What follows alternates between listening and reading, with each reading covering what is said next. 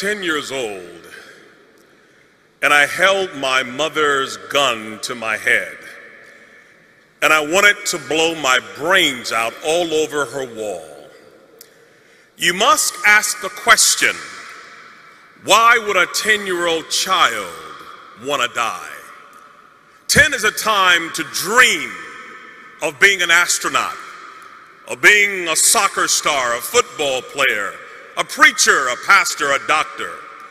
But for me, life was so horrific, with so much vitriol and pain, I wanted to die. What do you do when the American dream becomes an American nightmare? She could not work, she was sick and mutilated. My grandfather's in jail, and day by day they lost everything that they had acquired. They lost their house, they lost their car, they lost their furniture, they lost their dignity, they lost their self-esteem, and they were living in the streets like animals. My 3 uncles got hooked on heroin. They belonged to a gang called the Devil's Disciple, and my entire family became atheistic. No God, no prayer, no Bible, no hope. And my mother at age 14 was called by a pimp named Larry, who said to her, "What is school doing for you? You are sitting on a gold mine." She said, "Where?" He said, "You're sitting on it."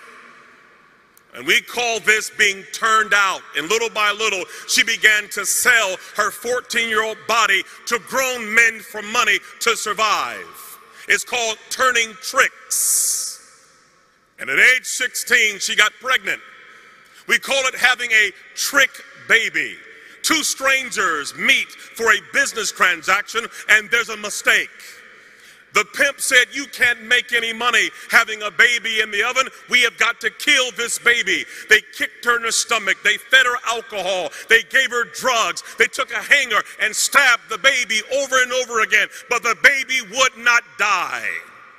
The baby was born 2 months premature with no pancreas, a learning disability, a bladder too small, unable to function, a severe stutterer. We call it a trick baby. Nobody wants the baby. No hope, no future. Kill it was the word. That baby was me. I'm the lowest of the low. I come from the guttermost. I come from a hellish condition. And so when I would go to school, I couldn't talk. I stuttered so severely from the trauma. My mother had a madam who hated men. Her name was Dolores, and she was a sadist. And when she would watch me, she would take a broomstick and stick it in a place where no boy should have any object in his body. And when you are tortured like that, you learn 4 things. Don't talk, don't trust, don't feel, and pretend nothing is happening. And by age 10, I had had enough. I wanted to die.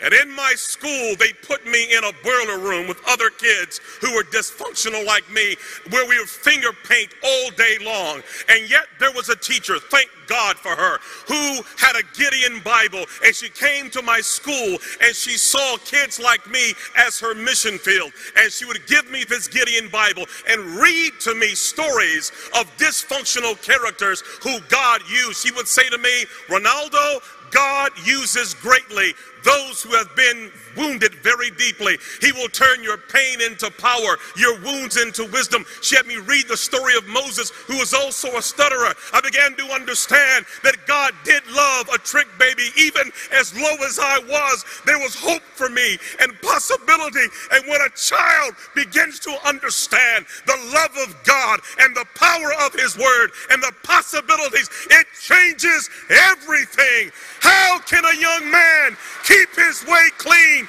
By taking heed according to your word. Your word have I hid in my heart, that I may not sin against thee. be. I began to memorize the Bible, that Gideon Bible, reading 2,000 scriptures. And when you put that kind of word in a life, something begins to happen. My stuttering went away. I stopped wetting the bed. I stood tall. I became valedictorian, became a pastor, and preached until everybody in my family got saved. Why? Because somebody placed the Gideon Bible in a woman's hand that changed a life forever. Yes, I was born a trick baby, but the trick was on